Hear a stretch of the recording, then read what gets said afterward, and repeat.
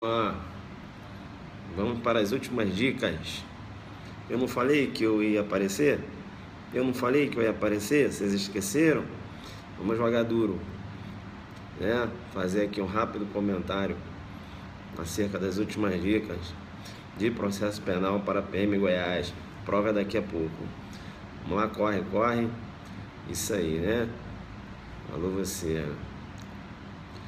É isso aí. E vamos lá, vamos lá. Eu te chamo já no Perceba, tá? Já estou te chamando no Perceba. Você vai fazer prova agora a partir das 13 horas. Veja, um tema importante que deve cair na prova agora, às 13, é o tema prisão, tá? Tema prisão, beleza? Deve cair na prova aí. Quem sabe, né? Não pode ser um tema de redação, né? Falar sobre a prisão em flagrante ou falar sobre as prisões cautelares. Bacana? Né? Olha, prisão em flagrante também é um tipo de prisão cautelar, sabia? Isso, tá? Prisão em flagrante, prisão preventiva, prisão temporária, beleza? Tá. Eu te chamo no Perceba, lá no artigo 6º, tá? No artigo 6º, pode também cair a audiência de custódia, há uma probabilidade também de cair, né? Uma inovação. Veja, eu te chamo lá no artigo 6º, tá? No artigo 6º, veja que aquelas providências lá do artigo 6º, previsto, aquele artigo 6º, né? Veja, previsto lá no Código de Processo Penal, veja que eu tenho uma inovação, tá? Que pode cair na sua prova agora à tarde. A Lei 13.257, Lei da Primeira Infância, inseriu o inciso 10. E o inciso 10, o delegado, quando for interrogar a pessoa presa, ele deve colher informações sobre a existência de filhos, respectivas idades, se possuem alguma deficiência. E o nome e o contato de eventual responsável pelo cuidado desses filhos. Legal? Ó, então fica ligado. Inciso 10, tá? Olha agora aí, pega um código atualizado, o inciso 10 pode cair como uma opção de múltipla escolha lá na prova, beleza? Artigo 6º, inciso 10, inovação, veio com a Lei 13.257 de 2016.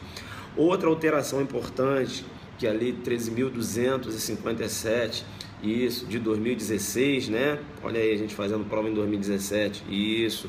Inciso 10, de qual lei? Do Código de Processo Penal, né? Do Código de Processo Penal. Veja que o Código de Processo Penal, ele sofreu diversas alterações com a Lei 13.257 de 2016, a Lei da Primeira Infância. Uma alteração também importante, que pode cair na prova agora à tarde, é em relação ao artigo 318, que fala lá da substituição da prisão preventiva pela prisão domiciliar.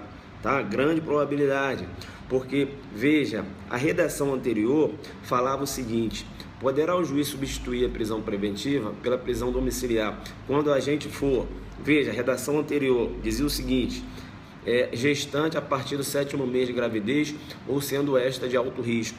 Essa redação, perceba, caiu por terra, porque ocorreu a revogação desse inciso, tá? Ou melhor dizendo, a alteração desse inciso, tá? O inciso 4 hoje fala o seguinte: a prisão preventiva, veja, poderá ser substituída pela prisão domiciliar, bastando somente que a vítima esteja gestante. Não há necessidade de que a vítima seja gestante e esteja aí com o 7º mês de gravidez, tá? Mudou. Basta que a vítima se encontra na situação de gestante.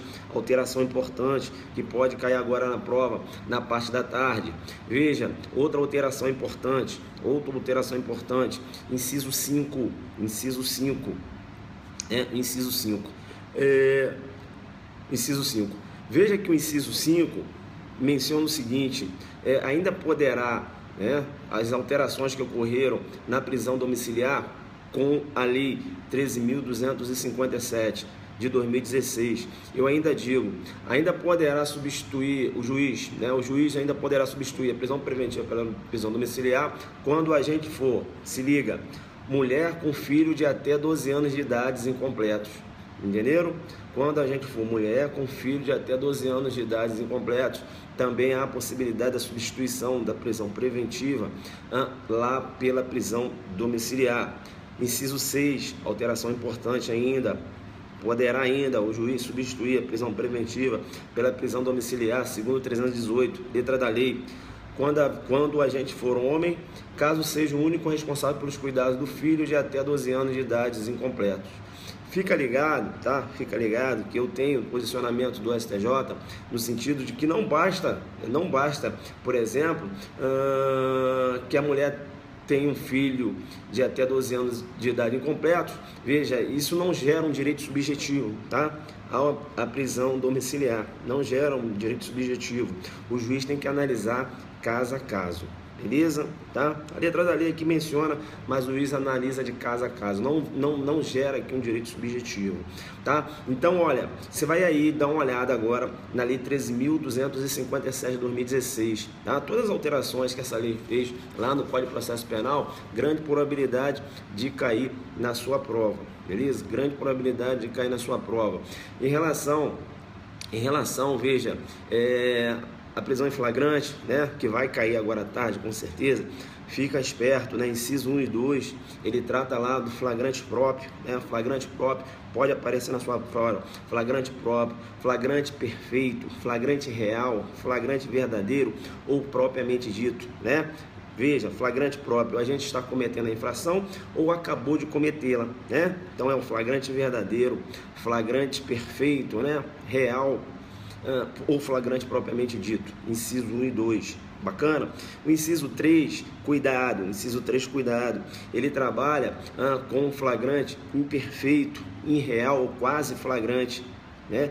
Professor, que situação é essa? O inciso 3, ele menciona quando o agente é perseguido logo após pela autoridade, pelo ofendido ou qualquer pessoa, em situação que faça presumir ser ele autor da infração.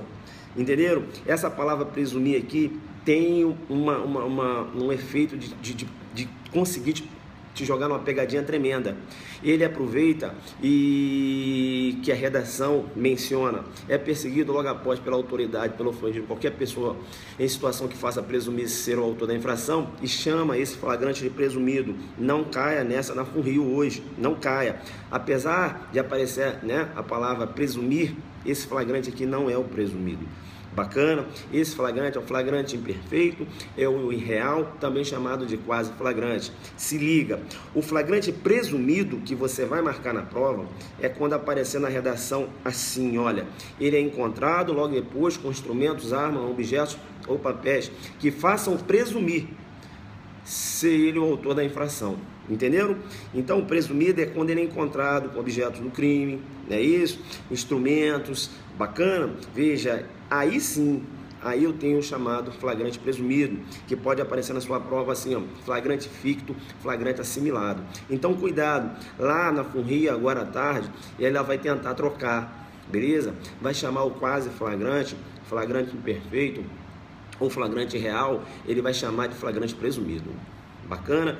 Porque o FUNRIO vai aproveitar a palavrinha presumir e vai jogar na sua prova.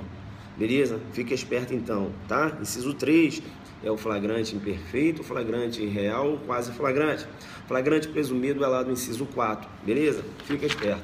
É importante ainda, né? Ainda fazendo essa revisão rápida aqui, quando eu falo do flagrante facultativo. Perceba bem que flagrante facultativo, veja que qualquer do povo pode, né? Veja que os agentes públicos, né? Falando aí da questão dos agentes policiais, olha, eles têm a obrigação, né, de realizar a prisão em flagrante, beleza? Então, veja, qualquer do povo pode. Então, esse qualquer do povo pode é o que eu chamo de flagrante facultativo. Bacana? Flagrante facultativo. A autoridade policial e seus agentes, perceba, para eles o flagrante é o que? Compulsório, também chamado de flagrante obrigatório. Não é isso? Flagrante coercitivo, né? Eles são obrigados a realizar a prisão em flagrante, beleza? Então cuidado aí com essa pegadinha. Veja que quando eu falo do flagrante preparado, né, também posso chamar de flagrante provocado. Veja, delito ou crime de ensaio, delito de experiência, ou delito putativo por obra do agente provocador, não é isso? É o flagrante preparado. Fica muito ligado na súmula 145 do STF, né? No STF, olha, veja, não há que se falar num flagrante legal quando a polícia prepara todo aquele cenário, né? quando a polícia prepara todo aquele cenário. Perceba que se for um fato em relação a drogas, fica esperto. Se ele coloca uma situação em que um policial chegou ao local pedindo drogas, tá certo? E perceba, o Tício foi até um depósito e vendeu droga para esse policial. Veja que quanto à venda, tudo bem, esse flagrante é preparado, mas manter em depósito, a polícia não forçou a gente a manter em depósito, ele já mantinha. Então esse flagrante vai ser legal em relação a manter em depósito e não em relação à venda. Bacana? Então fica esperto, né? Se fala, ó, policial chegou e comprou uma droga do Tício, né? Veja, se passando por usuário. Tício foi até o depósito e pegou a droga. Bem, em relação à venda, eu tenho um flagrante preparado, tudo bem, ilegal, mas em relação a manter em depósito, ele já mantinha, beleza? Então, o flagrante vai ser próprio. Bacana? Tranquilo. Essa aqui, né, veja, é uma revisão para o pessoal que vai fazer PM em Goiás. A gente aqui não pode sair do foco. Beleza? Letra da lei pura. Cuidado com flagrante esperado, né? Cuidado com flagrante esperado. Flagrante esperado é aquele flagrante, perceba, em que não há qualquer interferência da polícia, né? Veja, eu tenho uma interceptação telefônica, estou sabendo que um grupo vai realizar agora um roubo a um determinado banco e a polícia espera, né? Então, veja, o grupo chega, realiza ação criminosa e a polícia realiza a abordagem. Não ocorreu qualquer interferência da polícia nessa ação, beleza? É o chamado flagrante esperado, flagrante legal. Cuidado, não faça confusão, veja, é quando você fala aí do flagrante esperado, beleza? Flagrante esperado com flagrante postergado, né? Postergado, retardado, também chamado de flagrante diferido, né? Veja, deixa de agir agora para agir depois, deixa de pegar o peixinho para pegar o peixão, é isso? Veja que a chamada ação controlada, né? Você tem a previsão lá na lei 11.343/06, você tem a previsão também lá na lei de organização criminosa, tá certo? Né? Flagrante diferido, flagrante postergado. Bacana? Eu também tenho que falar para vocês em relação ao flagrante forjado. Forjado é ilegal, tá? Forjado ilegal. Então perceba, flagrante preparado e o forjado é ilegal, mas o preparado para o forjado eu tenho diferença. Eu já falei do flagrante preparado, tá certo? E agora eu falo do flagrante forjado, também chamado de flagrante fabricado, flagrante maquinado, flagrante úrgido, flagrante artificial, flagrante inexistente. Bacana? Forjado, úrgido, fabricado, maquinado, inexistente e artificial. Não é isso? Isso, javado. Falei javado ou não? Forjado, fabricado, maquinado, úrgido, artificial e javado, também conhecido como javado. É aquele flagrante em que a polícia, um exemplo, planta uma prova, né? Veja, realizou a abordagem de um veículo e perguntou: Tício, que arma é essa aqui, Tício? E o Tício fala: olha, que arma? Não, essa arma que estava aqui. A polícia planta uma prova, tá certo? E a polícia planta uma prova. Eu tenho aí, veja, o flagrante forjado, tá certo? Ora, forjado, úrgido, maquinado, artificial, javado, né? Inexistente também. Bacana, você tem aí nos seus cadernos. Então, é muito importante quando a gente trata em relação ao flagrante. Veja que quando eu tenho flagrante permanente, veja, é possível aí um crime permanente, melhor dizendo, quando eu tenho um crime permanente, é possível a prisão em flagrante, não é isso? E previsão lá no artigo 303 do Código de Processo Penal. Bacana. Flagrante versus Lei Maria da Penha. Flagrante versus Lei Maria da Penha. Fica ligado, né? Veja que na Maria da Penha, para a lavratura do auto de prisão em flagrante, não sendo lesão corporal, em que a ação penal é pública incondicionada, eu demando uma condição de procedibilidade. Como assim, professor? Sendo Maria da Penha, a ameaça seria o menor potencial ofensivo, mas veja, a lei 11.343 afasta 9.099. O delegado vai ter que lavrar o flagrante, mas perceba, o delegado depende da manifestação de vontade da vítima na ameaça. Por quê? Porque o crime de ameaça, muito embora seja num contexto de Maria da Penha, muito embora seja um crime menor potencial ofensivo, perceba, o delegado vai ter que lavar o flagrante, mas veja, para isso ele depende da manifestação de vontade da vítima. O crime de ameaça é de ação penal pública condicionada à representação, veja, inclusive quando no âmbito doméstico. Interessante, tem que colocar isso aí, beleza? Legal. Perceba então, também importante em relação à prisão em flagrante, súmula, a questão lá da presença do advogado, né? Veja que o advogado ele pode acompanhar a lavratura do auto de prisão em flagrante. Pode inclusive sugerir perguntas, mas veja que o delegado não é obrigado a realizar aquelas perguntas, beleza? Em que o advogado está sugerindo. Por quê? Porque auto de prisão em flagrante é uma forma de instauração de inquérito. Eu coloco um alfa Zulu para dizer que, perceba bem, no inquérito policial, e o auto de prisão em flagrante é uma forma, não tem aí contraditórios, beleza? O advogado vai poder ter acesso aos autos do IP? Sim, vai poder ter acesso, mas das provas o quê? Já produzidas e documentadas, né? Das provas já produzidas e documentadas. Veja que a comunicação do flagrante, né? Você tem a comunicação do flagrante, a comunicação é feita imediatamente. A expedição da nota de culpa que é 24 horas, beleza? Cuidado com isso, né? E situação flagrancial também não comporta prazo, tá? Não fica achando que o flagrante só pode ocorrer dentro de 24 horas. Claro que não, né? Não comporta prazo. Vambora. Bem, a gente trabalhou lá no aulão, né? Veja, em relação à prisão preventiva, a gente falou lá, né? Veja que a prisão preventiva será decretada quando presentes os pressupostos, né? Previstos lá no artigo 312, né? 313, 311. Bem, é importante, quando eu falo lá do 310, melhor dizendo agora, que quando o juiz ele recebe o auto de prisão em flagrante, veja, ele pode converter essa prisão em flagrante em prisão preventiva, ele pode relaxar essa prisão ou ele pode conceder liberdade provisória, com ou sem fiança, dependendo do crime, beleza? Dependendo do crime. Veja que uma prisão só é relaxada quando ela se torna ilegal, beleza? Se foi decretada uma prisão preventiva e não há mais a presença dos pressupostos, essa prisão ela é revogada e não relaxada. Por quê? Eu só posso relaxar a prisão ilegal, beleza? Prisão preventiva, ela pode ser relaxada? Sim. Prisão preventiva pode submeter veja, uma decisão de relaxamento da prisão.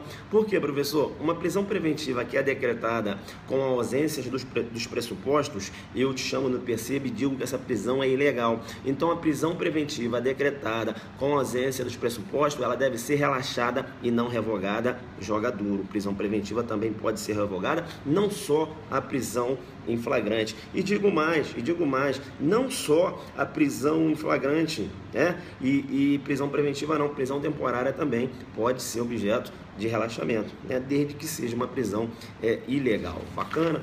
Desde que seja uma prisão ilegal.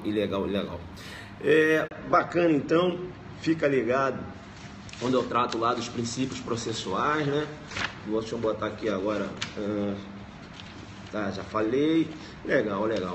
Olha, é bom você também olhar a redação do 311, tá? Do 311. O 311 menciona o seguinte: em qualquer fase da instrução, da investigação policial ou do processo penal, caberá a prisão preventiva decretada pelo juiz de ofício, se no curso da ação penal. Então veja, aí ele fala, né? Ou a requerimento do MP ou do querelante, do assistente, ou por representação da autoridade policial. O juiz, ele pode decretar uma prisão preventiva de ofício? Sim, durante a instrução processual. Ele não pode decretar uma prisão preventiva em sede de investigação de ofício, beleza?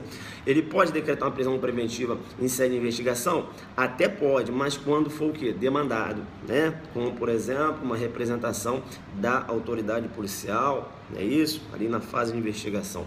Uma coisa muito importante que você tem que colocar na sua cabeça, veja, é que o assistente, ele pode representar pela prisão preventiva, não é isso? Figura nova, assistente aí, olha, assistente, né? Alteração da lei, figura nova aí, legitimado novo, fica ligado, o assistente ele pode representar pela prisão preventiva, mas cuidado, Se a FUNRIO falar que o assistente pode representar pela prisão preventiva em sede de investigação, aí você fala assim, aqui FUNRIO não.